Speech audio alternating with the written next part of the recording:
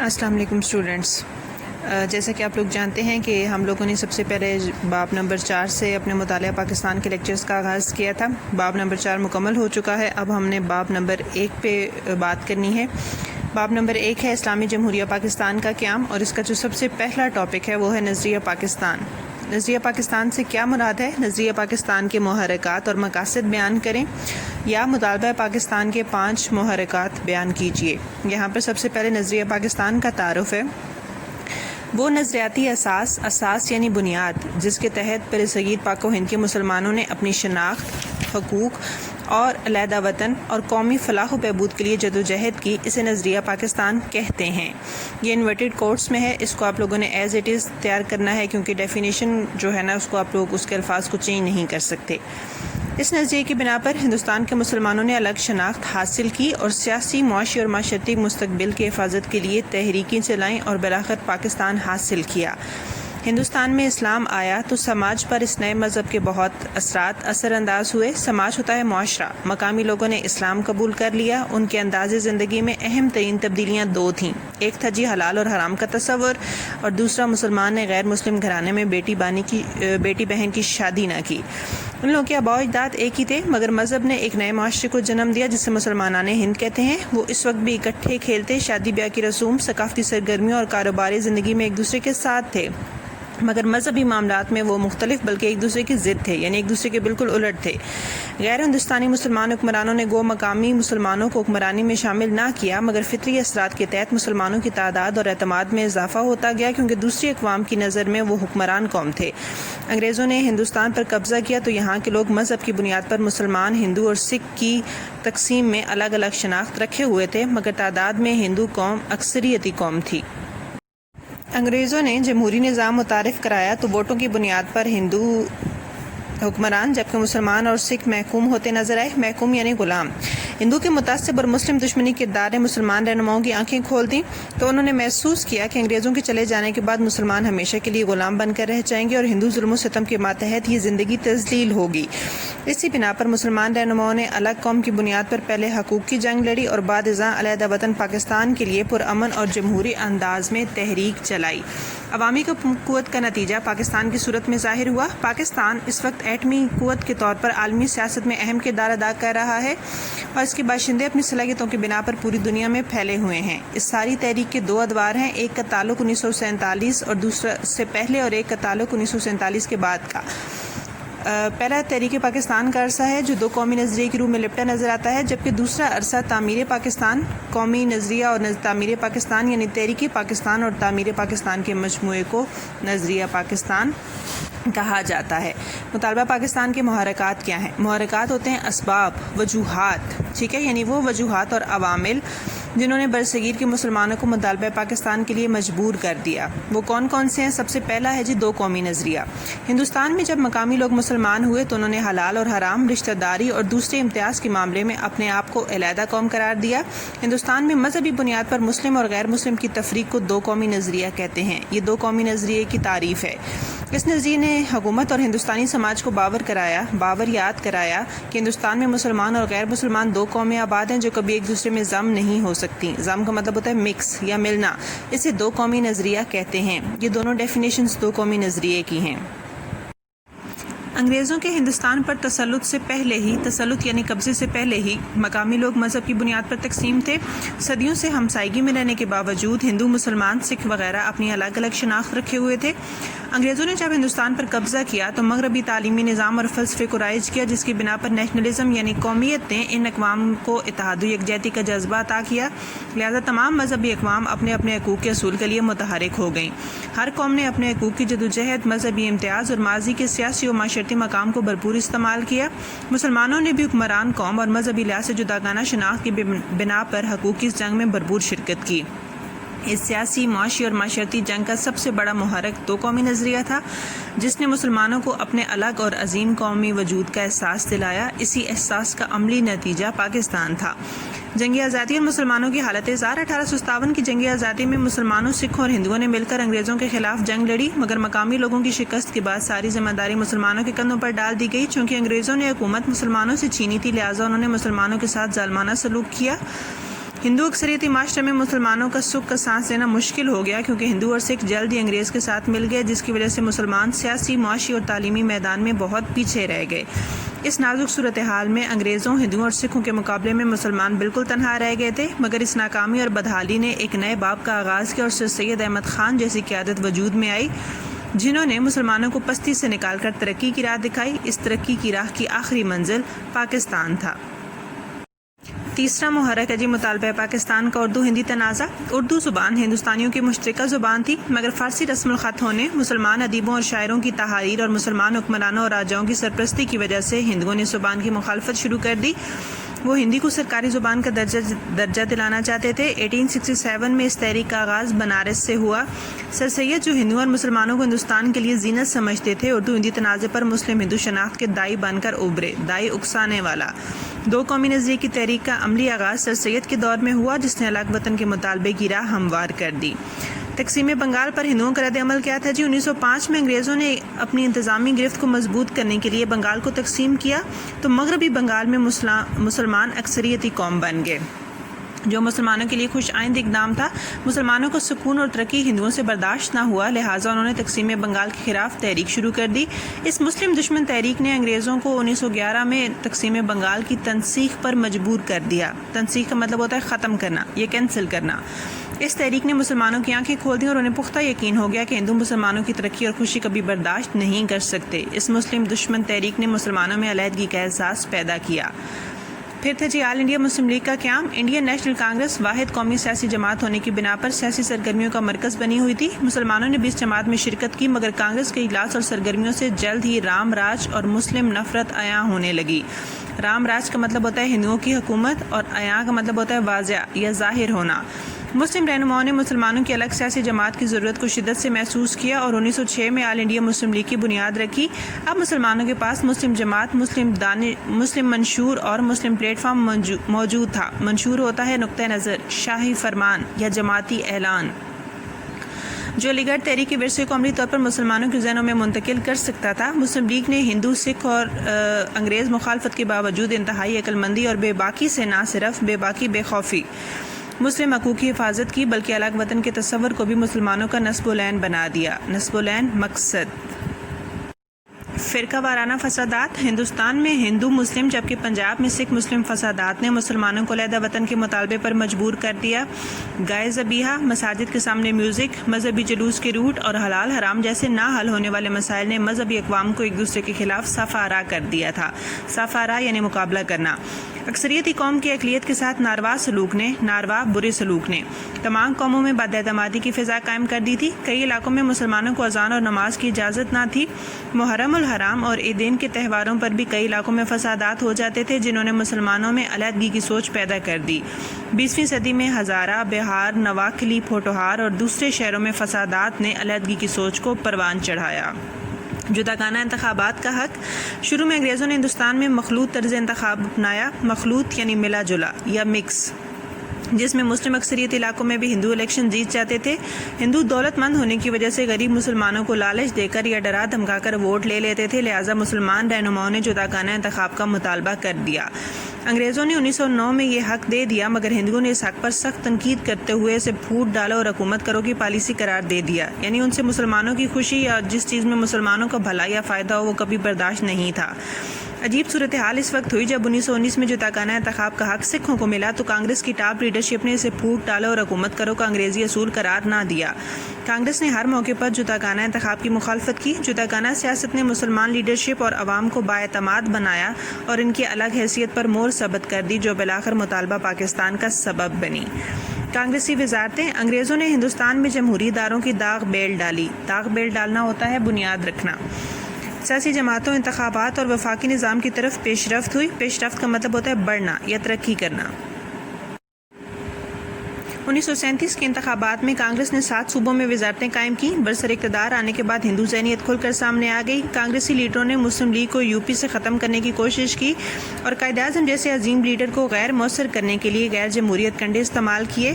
ہندوؤں نے عدالتی کارروائیوں میں مداخلت کی۔ ہندو تنگ نظری اور متعصبانہ پالیسیوں کے ذریعے کانگریس نے عملاً رام راج قائم کر لیا۔ اس مسلم دشمن رویے کو نہ صرف مسلمانوں بلکہ انگریزوں نے بھی محسوس کیا۔ کانگریسی وزارتوں نے مسلمانوں کو علیحدہ وطن کے لیے سوچنے پر مجبور کر دیا۔ مسلم لیڈرشپ کسی بھی تحریک کا دار و مدار اچھی لیڈرشپ پر ہوتا ہے، یعنی اچھی قیادت پر۔ لیڈرشپ قیادت نظریاتی اساس کی موجودگی میں اچھی لیڈرشپ ہی قوم کے مقدر کو سنوار سکتی ہے۔ جنوبی ایشیا کے مسلمانوں کی خوش بختی تھی کہ انہیں قائد اعظم محمد علی جناح اور علامہ محمد اقبال جیسے لیڈر میسر آئے۔ سر آغا خان، راجہ صاحب آف محمود آباد اور دوسرے رہنماؤں نے مسلمانوں کے حقوق کے لیے بھرپور محنت کی۔ ان رہنماؤں کے بہترین کردار کی وجہ سے مسلمانوں میں الگ وطن کا شعور پیدا ہوا اور انہوں نے مسلم لیگ لیڈرشپ کی ہر آواز پر لبیک کہا۔ بلا شبہ مطالبہ پاکستان میں مسلم لیڈرشپ کا کردار بہت اہم ہے۔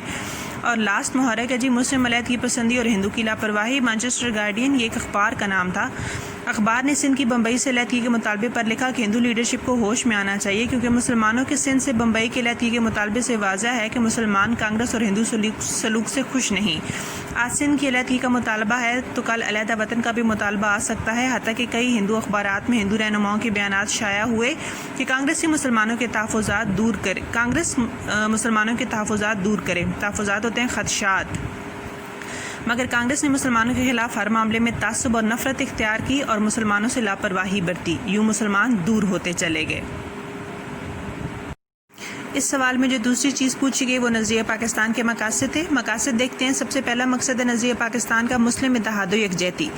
نظریہ پاکستان برصغیر میں مسلم اتحاد و یکجہتی کا مظاہرہ تھا۔ نظریہ پاکستان کا مقصد برصغیر میں بکھرے ہوئے مسلمانوں کو ایک سیاسی پلیٹ فارم پر اکٹھا کرنا تھا تاکہ اس خطے میں مسلمانوں کے مسلمان ریاست کے حصول کے خواب کو شرمندہ تعبیر کیا جا سکے۔ شرمندہ تعبیر کرنا، پورا کرنا۔ ہندو غلامی سے نجات۔ نظریہ پاکستان ہندو غلامی سے نجات کا راستہ تھا۔ نظریہ پاکستان کا مقصد برصغیر کے مسلمانوں میں حصول آزادی کی تڑپ پیدا کرنا تھا تاکہ وہ ہندو غلامی سے نجات حاصل کرنے اور اس خطے میں ایک آزاد اور خود مختار اسلامی ریاست کے قیام کے لیے اٹھ کھڑے ہوں۔ مسلم ریاست کا قیام۔ نظریہ پاکستان کا سب سے بڑا مقصد اس خطے میں مسلم ریاست کا قیام تھا جہاں برصغیر کے مسلمان آزادی اور خود مختاری کے ساتھ اسلامی اصولوں کے مطابق زندگی بسر کر سکیں۔ معاشی خوشحالی۔ ہندوستان میں مسلمانوں کے ساتھ مختلف شعبہ زندگی میں معاشی ناانصافی ایک عام بات تھی۔ کاروبار، اشاعتی کام، مارکیٹ، نوکریوں، برآمد و درآمد اور دوسری معاشی سرگرمیوں پر ہندو چھائے ہوئے تھے۔ ہندو اس لیے چھائے ہوئے تھے کیونکہ وہاں ہندوؤں کی اکثریت تھی۔ پاکستان کا قیام معاشی خوشحالی کی ضمانت تھا۔ گو معاشی خوشحالی کے تمام معیارات ابھی حاصل نہیں کیے جا سکے، مگر 100 سال مڑ کر دیکھیں تو آج کی نسلیں بدرجہ بہتر زندگی بسر کر رہی ہیں۔ بدرجہ بہتر یعنی بہت بہتر۔ عدل و انصاف۔ حضرت علی کا فرمان ہے کہ ظلم کے ساتھ رہا جا سکتا ہے مگر ناانصاف سماج کا چلنا ناممکن ہوتا ہے۔ ہندوستان میں کانگریسی وزارتوں کی ناانصافیاں، عدلیہ کی جانبداری کا مطلب ہوتا ہے حمایت کرنا، اور اس سے پہلے کی تاریخ ظلم کے ساتھ ساتھ ناانصافی پر مبنی واقعات سے بھری پڑی ہے۔ پاکستان کے حصول کا مقصد صدیوں کی پسی ہوئی انسانیت کو عدل و انصاف مہیا کرنا تھا۔ مذہب اور ثقافت کی نظر میں عدل و انصاف کی قدر و قیمت بہت زیادہ ہے۔ تعمیر پاکستان کا اہم ترین مسئلہ عدل و انصاف ہے جس کی تکمیل پر ہی امن و امان بحال کیا جا سکتا ہے۔ السلام علیکم اسٹوڈنٹس، جیسا کہ آپ لوگ جانتے ہیں کہ ہم لوگوں نے سب سے پہلے باب نمبر 4 سے اپنے مطالعہ پاکستان کے لیکچرز کا آغاز کیا تھا۔ باب نمبر 4 مکمل ہو چکا ہے۔ اب ہم نے باب نمبر 1 پہ بات کرنی ہے۔ باب نمبر 1 ہے اسلامی جمہوریہ پاکستان کا قیام، اور اس کا جو سب سے پہلا ٹاپک ہے وہ ہے نظریہ پاکستان۔ نظریہ پاکستان سے کیا مراد ہے؟ نظریہ پاکستان کے محرکات اور مقاصد بیان کریں یا مطالبہ پاکستان کے 5 محرکات بیان کیجیے۔ یہاں پر سب سے پہلے نظریہ پاکستان کا تعارف ہے۔ وہ نظریاتی اساس یعنی بنیاد جس کے تحت برصغیر پاک و ہند کے مسلمانوں نے اپنی شناخت، حقوق اور علیحدہ وطن اور قومی فلاح و بہبود کے لیے جدوجہد کی، اسے نظریہ پاکستان کہتے ہیں۔ یہ انورٹڈ کوٹس میں ہے، اس کو آپ لوگوں نے ایز اٹ از تیار کرنا ہے کیونکہ ڈیفینیشن جو ہے نا اس کو آپ لوگ اس کے الفاظ کو چینج نہیں کر سکتے۔ اس نظریے کی بنا پر ہندوستان کے مسلمانوں نے الگ شناخت حاصل کی اور سیاسی، معاشی اور معاشرتی مستقبل کی حفاظت کے لیے تحریکیں چلائیں اور بالآخر پاکستان حاصل کیا۔ ہندوستان میں اسلام آیا تو سماج پر اس نئے مذہب کے بہت اثرات اثر انداز ہوئے۔ سماج ہوتا ہے معاشرہ۔ مقامی لوگوں نے اسلام قبول کر لیا۔ ان کے انداز زندگی میں اہم ترین تبدیلیاں دو تھیں، ایک تھا جی حلال اور حرام کا تصور، اور دوسرا مسلمان نے غیر مسلم گھرانے میں بیٹی بہن کی شادی نہ کی۔ ان لوگوں کے آباء و اجداد ایک ہی تھے، مگر مذہب نے ایک نئے معاشرے کو جنم دیا جسے مسلمانان ہند کہتے ہیں۔ وہ اس وقت بھی اکٹھے کھیلتے، شادی بیاہ کی رسوم، ثقافتی سرگرمیوں اور کاروباری زندگی میں ایک دوسرے کے ساتھ تھے، مگر مذہبی معاملات میں وہ مختلف بلکہ ایک دوسرے کی ضد تھے، یعنی ایک دوسرے کے بالکل الٹ تھے۔ غیر ہندوستانی مسلمان حکمرانوں نے گو مقامی مسلمانوں کو حکمرانی میں شامل نہ کیا، مگر فطری اثرات کے تحت مسلمانوں کی تعداد اور اعتماد میں اضافہ ہوتا گیا، کیونکہ دوسری اقوام کی نظر میں وہ حکمران قوم تھے۔ انگریزوں نے ہندوستان پر قبضہ کیا تو یہاں کے لوگ مذہب کی بنیاد پر مسلمان، ہندو اور سکھ کی تقسیم میں الگ الگ شناخت رکھے ہوئے تھے، مگر تعداد میں ہندو قوم اکثریتی قوم تھی۔ انگریزوں نے جمہوری نظام متعارف کرایا تو ووٹوں کی بنیاد پر ہندو حکمران جبکہ مسلمان اور سکھ محکوم ہوتے نظر آئے۔ محکوم یعنی غلام۔ ہندو کے متعصب اور مسلم دشمنی کردار نے مسلمان رہنماؤں کی آنکھیں کھول دیں، تو انہوں نے محسوس کیا کہ انگریزوں کے چلے جانے کے بعد مسلمان ہمیشہ کے لیے غلام بن کر رہ جائیں گے اور ہندو ظلم و ستم کے ماتحت یہ زندگی تذلیل ہوگی۔ اسی بنا پر مسلمان رہنماؤں نے الگ قوم کی بنیاد پر پہلے حقوق کی جنگ لڑی اور بعد ازاں علیحدہ وطن پاکستان کے لیے پرامن اور جمہوری انداز میں تحریک چلائی۔ عوامی قوت کا نتیجہ پاکستان کی صورت میں ظاہر ہوا۔ پاکستان اس وقت ایٹمی قوت کے طور پر عالمی سیاست میں اہم کردار ادا کر رہا ہے اور اس کے باشندے اپنی صلاحیتوں کی بنا پر پوری دنیا میں پھیلے ہوئے ہیں۔ اس ساری تحریک کے دو ادوار ہیں، ایک کا تعلق 1947 اور دوسرا سے پہلے اور ایک کا تعلق 1947 کے بعد کا۔ پہلا تحریک پاکستان کا عرصہ ہے جو دو قومی نظریے کی روح میں لپٹا نظر آتا ہے، جبکہ دوسرا عرصہ تعمیر پاکستان، قومی نظریہ اور تعمیر پاکستان یعنی تحریک پاکستان اور تعمیر پاکستان کے مجموعے کو نظریہ پاکستان کہا جاتا ہے۔ مطالبہ پاکستان کے محرکات کیا ہیں؟ محرکات ہوتے ہیں اسباب، وجوہات، ٹھیک ہے، یعنی وہ وجوہات اور عوامل جنہوں نے برصغیر کے مسلمانوں کو مطالبہ پاکستان کے لیے مجبور کر دیا۔ وہ کون کون سے ہیں؟ سب سے پہلا ہے جی دو قومی نظریہ۔ ہندوستان میں جب مقامی لوگ مسلمان ہوئے تو انہوں نے حلال اور حرام، رشتہ داری اور دوسرے امتیاز کے معاملے میں اپنے آپ کو علیحدہ قوم قرار دیا۔ ہندوستان میں مذہبی بنیاد پر مسلم اور غیر مسلم کی تفریق کو دو قومی نظریہ کہتے ہیں۔ یہ دو قومی نظریے کی تعریف ہے۔ اس نظریے نے حکومت اور ہندوستانی سماج کو باور یاد کرایا کہ ہندوستان میں مسلمان اور غیر مسلمان دو قومیں آباد ہیں جو کبھی ایک دوسرے میں ضم نہیں ہو سکتی۔ ضم کا مطلب ہوتا ہے مکس یا ملنا، اسے دو قومی نظریہ کہتے ہیں۔ یہ دونوں ڈیفینیشنز دو قومی نظریے کی ہیں۔ انگریزوں کے ہندوستان پر تسلط یعنی قبضے سے پہلے ہی مقامی لوگ مذہب کی بنیاد پر تقسیم تھے۔ صدیوں سے ہمسائیگی میں رہنے کے باوجود ہندو، مسلمان، سکھ وغیرہ اپنی الگ الگ شناخت رکھے ہوئے تھے۔ انگریزوں نے جب ہندوستان پر قبضہ کیا تو مغربی تعلیمی نظام اور فلسفے کو رائج کیا، جس کی بنا پر نیشنلزم یعنی قومیت نے ان اقوام کو اتحاد و یکجہتی کا جذبہ عطا کیا، لہذا تمام مذہبی اقوام اپنے اپنے حقوق کے اصول کے لیے متحرک ہو گئیں۔ ہر قوم نے اپنے حقوق کی جدوجہد، مذہبی امتیاز اور ماضی کے سیاسی و معاشرتی مقام کو بھرپور استعمال کیا۔ مسلمانوں نے بھی حکمران قوم اور مذہبی لحاظ سے جداگانہ شناخت کی بنا پر حقوق کی اس جنگ میں بھرپور شرکت کی۔ اس سیاسی، معاشی اور معاشرتی جنگ کا سب سے بڑا محرک دو قومی نظریہ تھا، جس نے مسلمانوں کو اپنے الگ اور عظیم قومی وجود کا احساس دلایا۔ اسی احساس کا عملی نتیجہ پاکستان تھا۔ جنگ آزادی اور مسلمانوں کی حالت زار۔ 1857 کی جنگ آزادی میں مسلمانوں، سکھوں اور ہندوؤں نے مل کر انگریزوں کے خلاف جنگ لڑی، مگر مقامی لوگوں کی شکست کے بعد ساری ذمہ داری مسلمانوں کے کندھوں پر ڈال دی گئی۔ چونکہ انگریزوں نے حکومت مسلمانوں سے چھینی تھی، لہٰذا انہوں نے مسلمانوں کے ساتھ ظالمانہ سلوک کیا۔ ہندو اکثریتی معاشرے میں مسلمانوں کا سکھ کا سانس لینا مشکل ہو گیا، کیونکہ ہندو اور سکھ جلد ہی انگریز کے ساتھ مل گئے، جس کی وجہ سے مسلمان سیاسی، معاشی اور تعلیمی میدان میں بہت پیچھے رہ گئے۔ اس نازک صورتحال میں انگریزوں، ہندوؤں اور سکھوں کے مقابلے میں مسلمان بالکل تنہا رہ گئے تھے، مگر اس ناکامی اور بدحالی نے ایک نئے باب کا آغاز کیا اور سر سید احمد خان جیسی قیادت وجود میں آئی، جنہوں نے مسلمانوں کو پستی سے نکال کر ترقی کی راہ دکھائی۔ اس ترقی کی راہ کی آخری منزل پاکستان تھا۔ تیسرا محرک ہے جی مطالبہ پاکستان کا اردو ہندی تنازع۔ اردو زبان ہندوستانیوں کی مشترکہ زبان تھی، مگر فارسی رسم الخط ہونے، مسلمان ادیبوں اور شاعروں کی تحاریر اور مسلمان حکمرانوں اور راجاؤں کی سرپرستی کی وجہ سے ہندوؤں نے زبان کی مخالفت شروع کر دی۔ وہ ہندی کو سرکاری زبان کا درجہ دلانا چاہتے تھے۔ 1867 میں اس تحریک کا آغاز بنارس سے ہوا۔ سر سید، جو ہندوؤں اور مسلمانوں کو ہندوستان کے لیے زینت سمجھتے تھے، اردو ہندی تنازع پر مسلم ہندو شناخت کے دائی بن کر ابھرے۔ دائی اکسانے والا۔ دو قومی نظریے کی تحریک کا عملی آغاز سر سید کے دور میں ہوا، جس نے الگ وطن کے مطالبے کی راہ ہموار کر دی۔ تقسیم بنگال پر ہندوؤں کا رد عمل کیا تھا جی؟ 1905 میں انگریزوں نے اپنی انتظامی گرفت کو مضبوط کرنے کے لیے بنگال کو تقسیم کیا تو مغربی بنگال میں مسلمان اکثریتی قوم بن گئے، جو مسلمانوں کے لیے خوش آئند اقدام تھا۔ مسلمانوں کو سکون اور ترقی ہندوؤں سے برداشت نہ ہوا، لہٰذا انہوں نے تقسیم بنگال کے خلاف تحریک شروع کر دی۔ اس مسلم دشمن تحریک نے انگریزوں کو 1911 میں تقسیم بنگال کی تنسیخ پر مجبور کر دیا۔ تنسیخ کا مطلب ہوتا ہے ختم کرنا یا کینسل کرنا۔ اس تحریک نے مسلمانوں کی آنکھیں کھول دیں اور انہیں پختہ یقین ہو گیا کہ ہندو مسلمانوں کی ترقی اور خوشی کبھی برداشت نہیں کر سکتے۔ اس مسلم دشمن تحریک نے مسلمانوں میں علیحدگی کا احساس پیدا کیا۔ پھر تھا جی آل انڈیا مسلم لیگ کا قیام۔ انڈین نیشنل کانگریس واحد قومی سیاسی جماعت ہونے کی بنا پر سیاسی سرگرمیوں کا مرکز بنی ہوئی تھی۔ مسلمانوں نے بھی اس جماعت میں شرکت کی، مگر کانگریس کے اجلاس اور سرگرمیوں سے جلد ہی رام راج اور مسلم نفرت عیاں ہونے لگی۔ رام راج کا مطلب ہوتا ہے ہندوؤں کی حکومت اور عیاں کا مطلب ہوتا ہے واضح یا ظاہر ہونا۔ مسلم رہنماؤں نے مسلمانوں کی الگ سیاسی جماعت کی ضرورت کو شدت سے محسوس کیا اور 1906 میں آل انڈیا مسلم لیگ کی بنیاد رکھی۔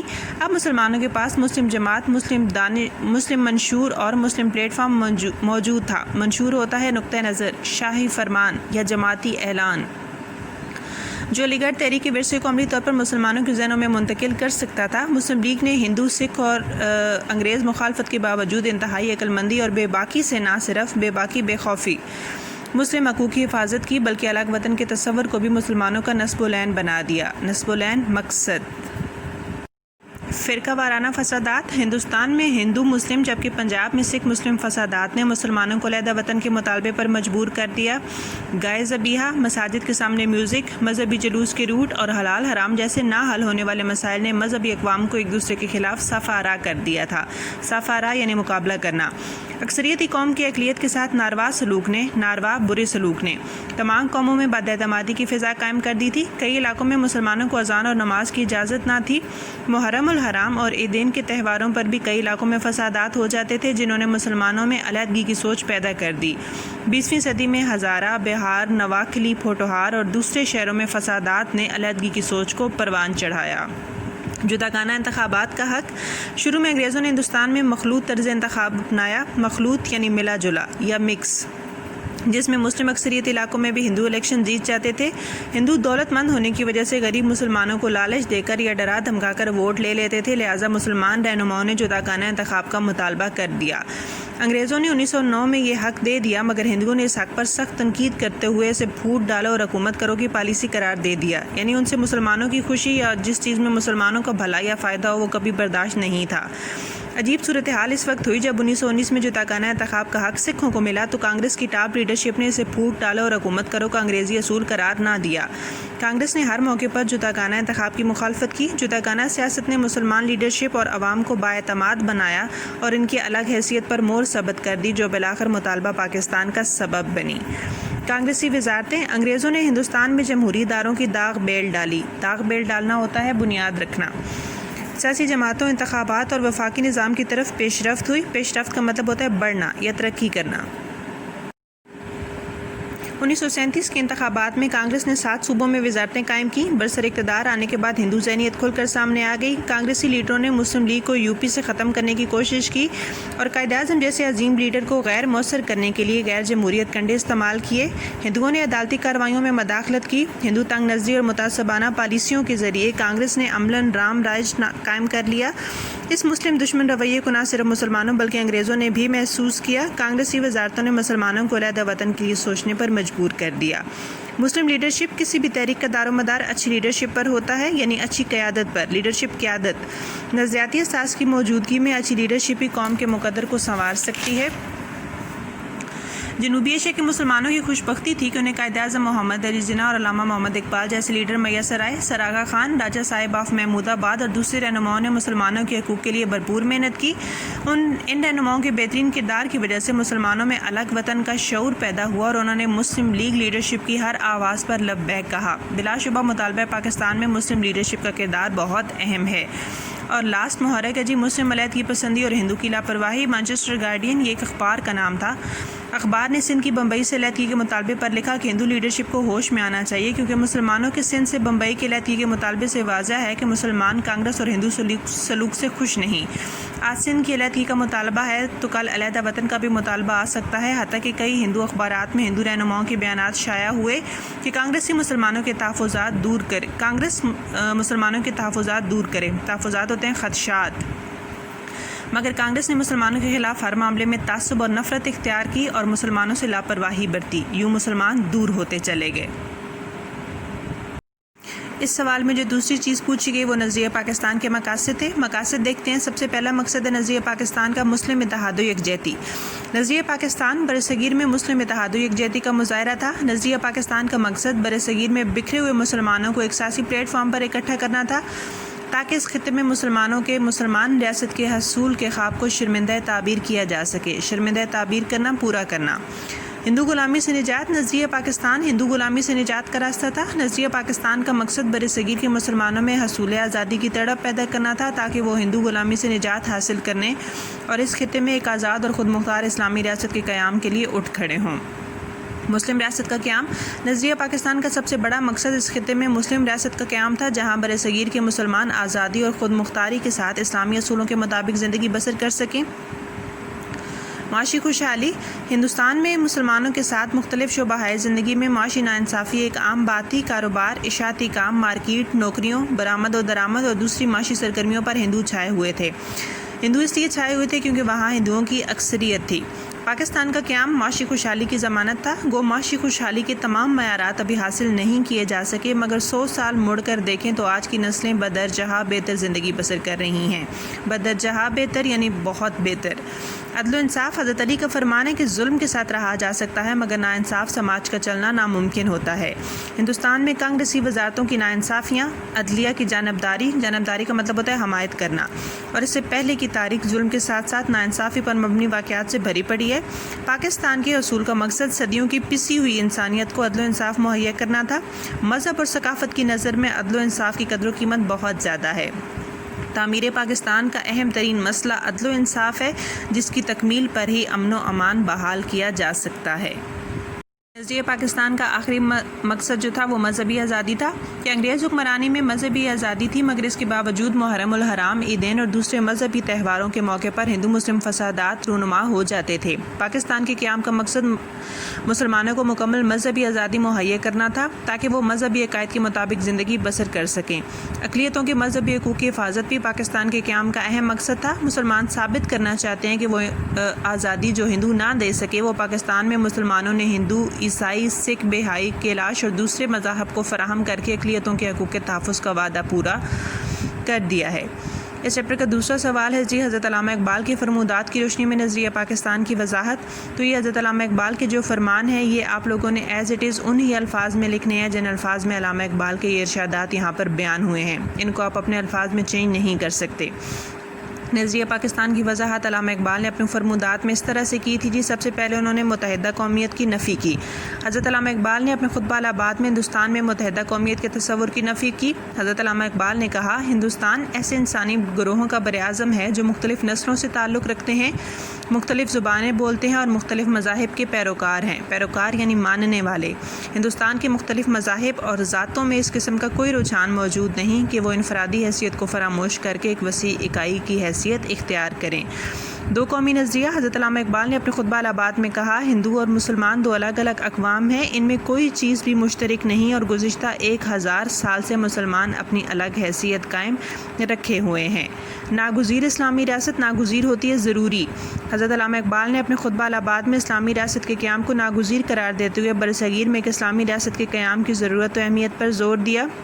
حضرت علامہ اقبال نے کہا کہ ہندوستان دنیا میں سب سے بڑا مسلم اکثریت کا ملک ہے اور اگر ہم چاہتے ہیں کہ اس ملک میں اسلام بحیثیت ایک تمدنی قوت کے زندہ رہے تو اس کے لیے ضروری ہے کہ ہم اپنے اوپر اسلامی نظام نافذ کریں، لیکن شریعت اور اسلامی نظام کا نفاذ ایک آزاد مسلم ریاست کے قیام کے بغیر ممکن نہیں، اس لیے اسلامی ریاست ہمارے لیے ناگزیر ہو چکی ہے۔ مسلم ریاست کا خواب۔ حضرت علامہ اقبال نے خطبہ الآباد میں خطاب کرتے ہوئے کہا، میں چاہتا ہوں کہ پنجاب سرحدی صوبہ سندھ اور بلوچستان کو لے کر ایک ریاست بنا دیا جائے جو برطانوی سلطنت کے اندر ہو یا باہر۔ مجھے ایسا دکھائی دیتا ہے کہ شمال مغرب میں مسلم ریاست کا قیام مسلمانوں کا مقدر بن چکا ہے۔ اتحاد عالم اسلام۔ حضرت علامہ اقبال اتحاد عالم اسلام کے پرجوش دائی تھے۔ دائی یعنی اکسانے والے۔ آپ نے اتحاد عالم اسلام کے لیے بہت سے اشعار بھی لکھے جن میں سے ایک یہ ہے، ایک ہوں مسلم حرم کی پاسبانی کے لیے نیل کے ساحل سے لے کر تاب خاک کاشغر، یعنی دنیا کے ایک کونے سے لے کر دنیا کے دوسرے کونے تک جہاں تک دیکھا جائے مسلمان جہاں کہیں ہیں ان کی شناخت ایک ہے، ان کی پہچان ایک ہے۔ لہٰذا یہاں پر علامہ اقبال نے اتحاد عالم اسلام پر بہت زور دیا۔